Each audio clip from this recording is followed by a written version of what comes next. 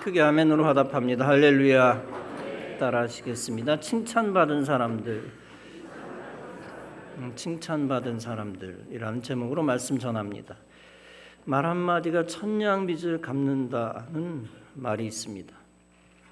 말을 잘하면 힘들고 불가능해 보이는 일도 해결할 수 있다는 뜻입니다. 특히 좋은 말하면 상대방의 마음이 열려 좋은 결과를 가져온다는 얘기입니다.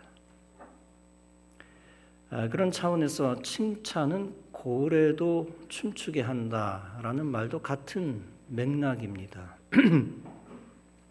유명한 피그말리온 효과라는 말이 있습니다. 1968년 두 명의 미국의 심리학자가 중요한 실험을 했습니다. 학기 초반에 학교가 담임 교사들에게 몇몇 학생의 명단을 넘겨주며 말했습니다. 이 학생은 검사 결과 잠재력이 우수한 학생들입니다. 이렇게 귀띔을 해주었지만 사실 가짜 명단이었습니다.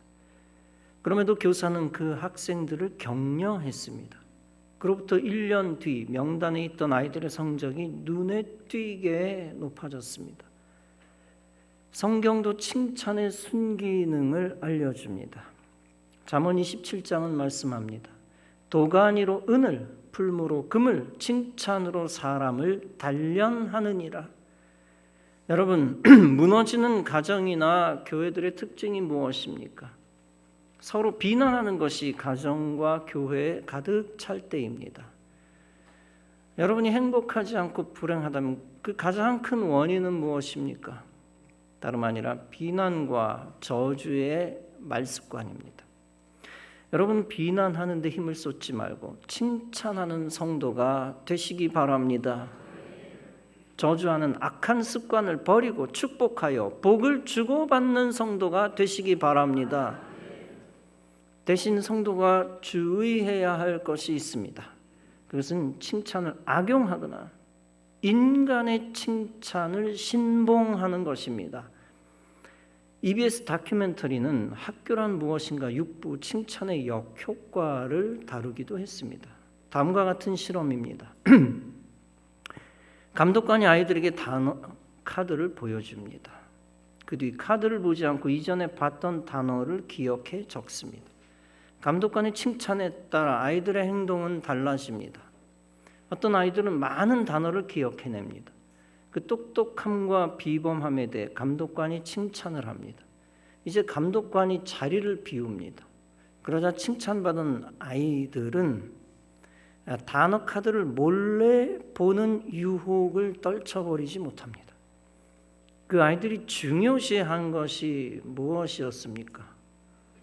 단어를 기억하려고 노력하는 것보다 많은 정답을 맞추는 것입니다. 그렇게 하여 감독관의 기대를 충족시키는 것입니다. 그 칭찬에 목말라 본의 아니게 거짓된 행동을 했다는 것입니다. 반면 단어를 써내는 노력에 대해 칭찬을 받은 아이들이 있었습니다. 역시 감독관이 자리를 비웁니다. 그 아이들은 그럼에도 단어 카드를 몰래 보고 싶다는 유혹을 떨쳐냅니다. 그리고 스스로 답을 기억하려고 애썼습니다. 어떤 부분에 초점을 맞춰 칭찬하는가도 중요합니다. 칭찬의 성격에 따라 칭찬의 순기능이 더 강화될 수 있기 때문입니다. 사람으로부터 칭찬받는 것 자체를 목적으로 삼으면 위험할 수 있습니다. 그 칭찬이 끊어질 경우 공허함과 우울함이 몰아칠 수 있기 때문입니다. 그러므로 성도는 인간의 칭찬을 갈망하는 삶으로 끝나서는 안 됩니다. 오직 성도가 갈망해야 할 칭찬이 있습니다. 그것은 하나님으로부터 오는 칭찬입니다. 고린도서 10장에서 바울은 말씀합니다. 옳다 인정함을 받은 자는 자기를 칭찬하는 자가 아니요 오직 주께서 칭찬하시는 자니라. 그렇습니다. 예수님의 칭찬은 성도가 반드시 받아야 하는 칭찬입니다. 그리고 그 칭찬은 결코 부정적인 결과가 없고 선한 결과만이 있습니다. 예수님은 칭찬을 선포만 하시고 끝나지 않으셨습니다. 반드시 그 칭찬에 합당한 은혜와 축복의 열매를 주십니다. 그렇다면 우리가 예수님의 칭찬을 어떻게 들을 수 있습니까?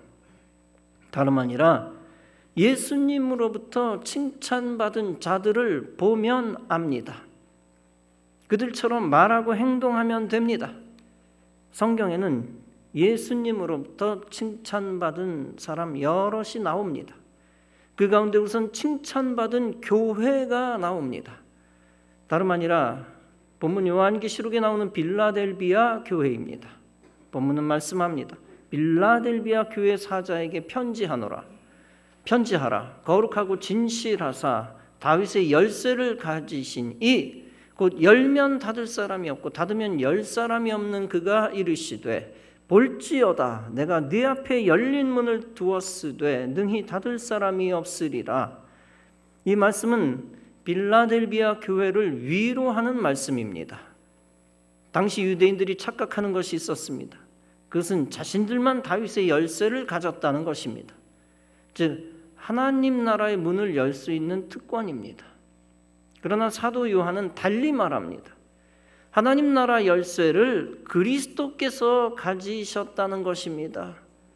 즉 천국의 문을 열고 닫는 다윗의 열쇠입니다. 그리스도만이 천국에 들어갈 자와 그렇지 않은 자를 결정하신다는 것입니다. 그런 그리스도께서 천국의 문을 열면 닫을 자가 없다는 것입니다. 그 문을 빌라델비아 교회를 향하여 열어두셨다는 것입니다.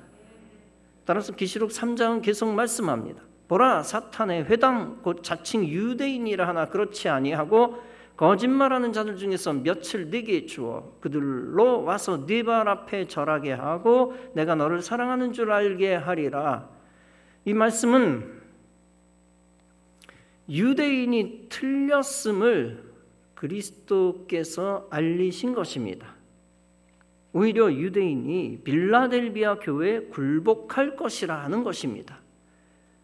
그러면서 본문에서 그리스도께서 옳은 빌라델비아 교회를 칭찬하십니다. 내가 네 행위를 아노니 네가 작은 능력을 가지고서도 내 말을 지키며 내 이름을 배반하지 아니하였도다. 빌라델비아 교회는 규모가 작았습니다. 교인 수도 적었습니다. 특별한 부자도 실력자도 없었던 가장 약한 교회였습니다. 그럼에도 불구하고 빌라델비아는 믿음 지킬 수 없다라고 핑계대지 않았습니다. 주님의 말씀을 끝까지 지켰습니다. 따라서 계시록 3장은 말씀합니다. 네가 나의 인내의 말씀을 지켰은즉 내가 또한 너를 지켜 시험의 때를 면하게 하리니 이는 장차 온 세상에 임하여 땅에 거하는 자들을 시험할 때라. 내가 속히 오리니 네가 가진 것을 굳게 잡아 아무도 네 면류관을 빼앗지 못하게 하라.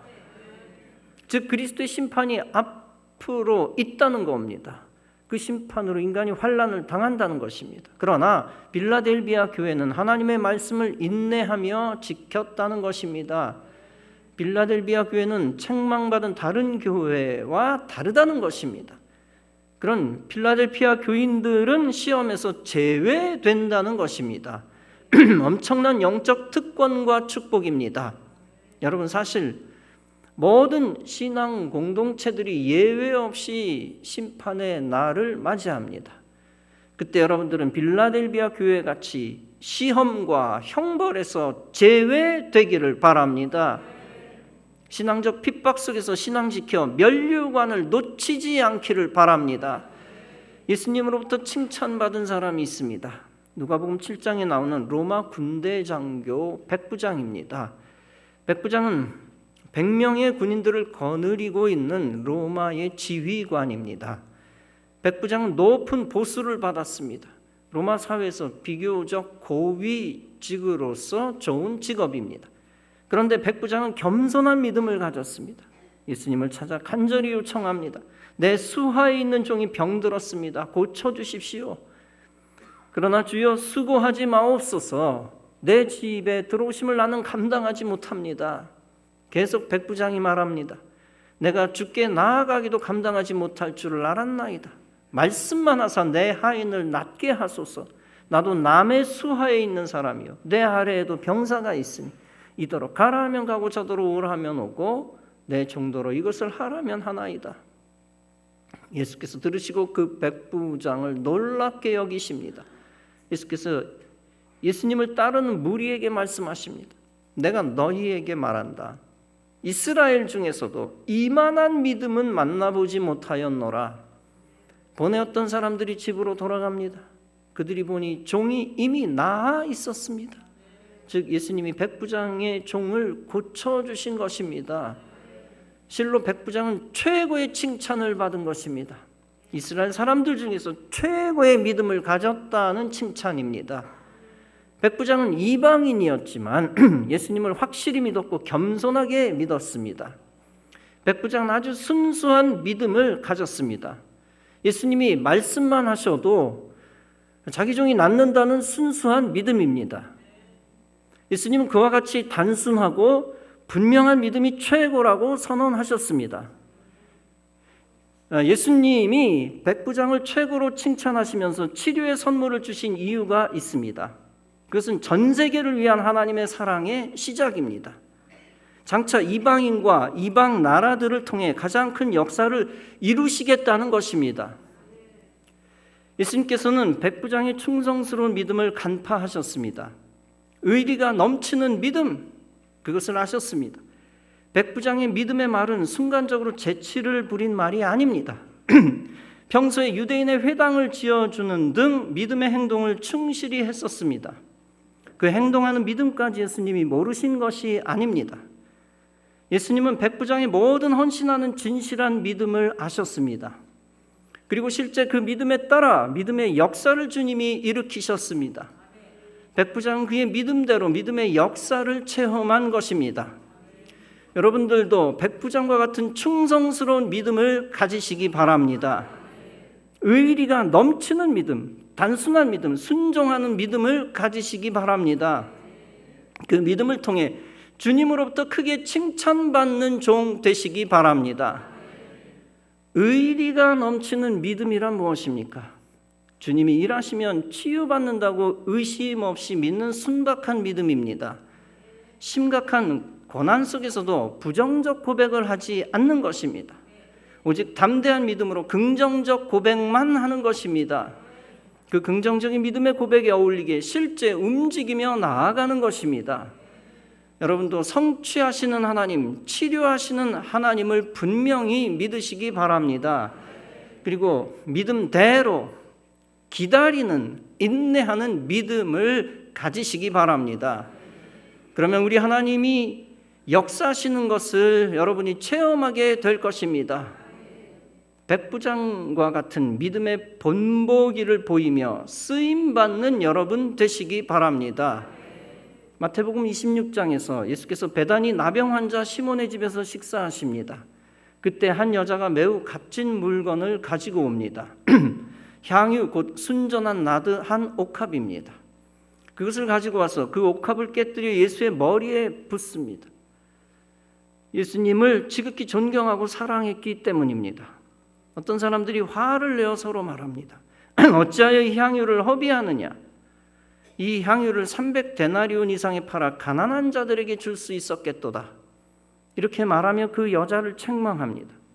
마태복음에서는 제자라고 했고 요한복음에서는 가룟 유다라고 했습니다. 예수께서 그들을 반박하며 말씀하십니다. 가만두라. 너희가 어찌하여 그를 괴롭게 하느냐? 그가 내게 좋은 일을 하였느니라. 가난한 자들은 항상 너희와 함께 있으니 아무 때라도 원하는 대로 도울 수 있거니와 나는 너희와 항상 함께 있지 아니하리라. 그는 힘을 다하여 내 몸에 향유를 부어 내 장례를 미리 준비하였느니라. 내가 진실로 너희에게 말한다. 온 천하에 어디서든지 복음이 전파되는 곳에는 이 여자가 행한 일도 말하여 그를 기억하리라. 사람이 한 여자를 평가절하했던 것이죠. 인간의 감정과 믿음 없는 생각으로 평가했습니다. 그러나 예수님은 그 사람들의 생각이 틀렸다라고 말씀하십니다. 여자의 행동을 옳은 일이다라고 평가합니다. 그 좋은 일이란 무슨 뜻입니까? 여자가 하나님의 거룩한 사역에 동참했다는 것입니다. 예수께서 기쁘게 받으시는 일을 했다는 것입니다. 예수님이 영원히 기억하실 만한 아름다운 행동이라는 것입니다. 믿음 없는 부정적인 사람의 시각으로는 여자는 형편없는 사람이 되는 것이죠. 그러나 중심을 보시는 예수님의 눈에는 가장 훌륭한 사람입니다. 즉 최고의 믿음을 가진 사람이었던 것입니다. 여러분, 여기서 얻는 신앙적 교훈이 있습니다. 그것은 사람이 평가하는 것에, 사람의 평가에 생명을 걸거나 목숨을 걸지 말아야 한다는 것입니다. 또한 사람이 칭찬 많이 해주어야 인생이 성공하는 것이 아니라는 것입니다. 사람의 평가는 결국 하나님의 평가 앞에서 중요하지 않다는 것입니다. 사람의 칭찬보다는 하나님의 칭찬이 중요하다는 것입니다. 사람이 높이 평가해도 하나님이 칭찬하지 않으시면 그는 가치 없습니다. 반대로 사람이 평가절하해도 하나님이 칭찬하시면 그는 행복자요 성공자입니다. 결국 하나님이 그의 편이 되어주시고 높여주십니다. 그러므로 사람의 눈치를 보며 일생 살아가는 작은 그릇 되지 마시기 바랍니다. 오직 하나님 앞에서 믿음의 의리를 지키시기 바랍니다. 그로 인하여 하나님으로부터 칭찬받으며 주 안에서 성공하시기 바랍니다. 두로와 시돈 지방에서 있었던 일입니다. 마태복음 15장이 다음과 같이 이야기합니다. 가나안 여자가 예수께 달려와서 소리를 지릅니다. 다윗의 자손이여 나를 불쌍히 여기소서. 내 딸이 흉악한 귀신에 들렸습니다. 예수님 처음에 대꾸조차 하지 않으셨습니다. 그랬더니 제자들이 요청합니다. 예수께 소리 지르는 이 여자를 쫓아내소서. 그러나 예수님은 이렇게 말씀합니다. 나는 이스라엘의 집에 잃어버린 양 외에는 다른 데로 보내심을 받은 적이 없다. 예수님은 그 여자를 불쌍히 여기셨습니다. 여자가 또 도와달라고 얘기합니다. 이때 예수님이 여자를 시험하여 이렇게 말씀하십니다. 자녀의 떡을 취하여 개들에게 던지는 것이 마땅치 않다. 그랬더니 여자가 수긍합니다. 주여 옳습니다. 그러나 개들도 제 주인의 상에서 떨어지는 부스러기를 먹습니다. 그때 예수께서 여자를 칭찬하십니다. 여자야, 네 믿음이 크도다. 네 소원대로 될 것이다. 그 시로부터 그 여자의 딸이 나아 회복되었습니다. 여러분, 예수님이 그 여자를 어떻게 칭찬했습니까? 너는 굴욕적인 말을 듣고도 예의를 지키는구나 라고 칭찬하시지 않으셨습니다. 내 인내력과 인격이 참으로 남과 다르구나, 남다르구나 라고 말씀하며 감탄하신 것이 아닙니다. 예수님은 이미 여자에 대한 평가를 다 해놓으신 상태입니다. 그의 중심을 아시고 네 믿음이 크도다 라고 비로소 말씀하신 것입니다. 이처럼 예수님이 하신 칭찬의 근거는 단순한 인간 윤리가 아닙니다. 예수님은 단순한 성격 판단, 인격 판단으로 사람 평가하시지 않았습니다. 오직 믿음이 있는가를 보시고 칭찬하셨습니다. 예수님의 관심은 오직 믿음입니다. 이 땅의 교회들 속에서 스스로 믿음 있다고 착각하는 자들이 있습니다. 그러면서 교회를 분열시키는 데 앞장섭니다. 결국 마귀에게 쓰임받아 교회를 죽이는 자가 됩니다. 그가 아무리 사람으로부터 믿음 좋다는 평가를 얻었어도 소용없습니다. 결국 예수님으로부터 믿음 없다는 책망을 받습니다. 그리스도인은 절대 가짜 믿음 가지고 교회를 분열시키는 일이 있어서는 안 됩니다. 그 어떤 일이 있어도 교회를 하나로 만들어야 합니다. 그때 주님은 그런 자를 믿음 있는 자라고 칭찬하실 것입니다. 그리고 그런 자의 마지막을 선하고 아름답게 하실 것입니다. 여리고에서 있었던 일입니다. 소경 바디메오가 길가에서 나사렛 예수의 이름을 듣고 소리칩니다. 다윗의 자손 예수여 나를 불쌍히 여기소서. 그랬더니 많은 사람이 그를 꾸짖어 잠잠하라고 다그칩니다. 그러나 예수님 오히려 그를 부르시고 말씀하십니다. 내가 네게 무엇을 해주기를 바라느냐? 소경이 대답합니다. 선생님이여 보기를 원하나이다. 그러자 예수님은 말씀하십니다. 네 믿음이 너를 구원하였다. 그 선언을 들은 소경은 보게 되어 예수님을 길에서 쫓아갑니다. 사람들은 소경을 안 좋게 평가했습니다. 그러나 예수님은 소경이 믿음이 있다고 평가하셨습니다. 그 믿음을 보시고 소경을 치료해 주셨습니다. 이때 소경은 믿음으로 치료받은 것입니다. 그 소경에게 구원이 임했습니다. 주님은 단순히 소경이 병 고침 받을 것이라는 믿음만을 보신 것이 아닙니다. 영혼 구원을 위한 믿음까지 보신 것입니다. 사람들은 그를 비난했어도 예수님은 그의 영육 구원의 믿음을 보셨습니다. 그 믿음에 따라 그를 치료하셨습니다. 그리고 그 믿음에 따라 그를 구원하셨습니다. 사랑하는 성도 여러분, 이처럼 참 믿음을 가지면 사람의 부정적인 평가에 굴복할 필요가 없습니다.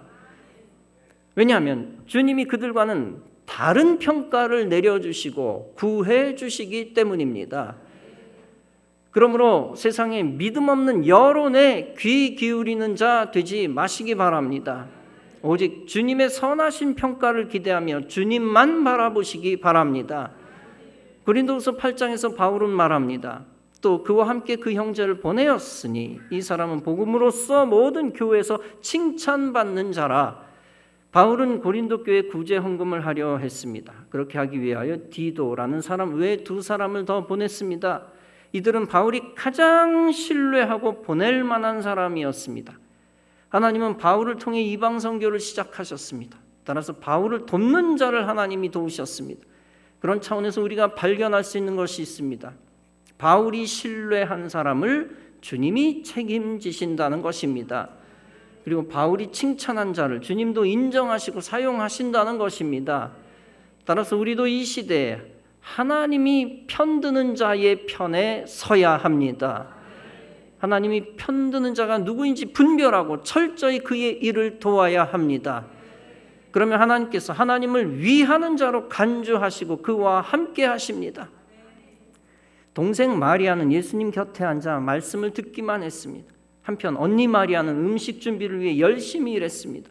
열심히 일하던 마르다는 마리아를 악평했습니다. 그러나 예수님의 평가는 마르다와 분명히 달랐습니다. 마리아를 칭찬하시면서 말씀하십니다. 마리아는 더 좋은 편을 택하였으니 빼앗기지 않을 것이다. 여러분, 진정 예수님으로부터 칭찬받는 성도가 되고 싶습니까? 그러면 예수님이 칭찬하셨던 자가 옳았다라고 생각해야 합니다. 만약 마르다가 더 옳은 것 같다고 여기면 어떻게 될까요? 예수님이 아무리 그렇게 말씀하셨어도 마르다가 더 옳은 거 아니겠어? 그렇게 생각을 하면 앞으로 예수님의 칭찬을 받을 만한 자격을 얻지 못합니다. 예수님의 칭찬을 받지 못하니 복 있는 사람이 되지 못합니다. 반대로 예수님의 평가대로 마리아가 옳았다라고 믿어야 합니다. 그러면 그는 앞으로 예수님의 칭찬을 받을 만한 자격을 얻게 됩니다. 예수님의 칭찬을 받으니 반드시 복 있는 인생이 됩니다. 예수께 향유 부은 사건으로 다시 눈을 돌려봅시다. 여자가 예수님께 향유를 부었을 때 제자들은 인본주의의 말을 했습니다. 그때 제자들의 말이 더 일리가 있었다라고 여기면 어떻게 될까요? 결코 예수님의 칭찬을 받지 못하고 예수님이 함께 하시지 않았을 것입니다. 반대로 여자는 예수님께 옳은 일을 했다고 우리가 여기면 어떻게 될까요? 그 여자처럼 우리는 예수님으로부터 칭찬받고 높은 영예를 얻게 되어질 것입니다.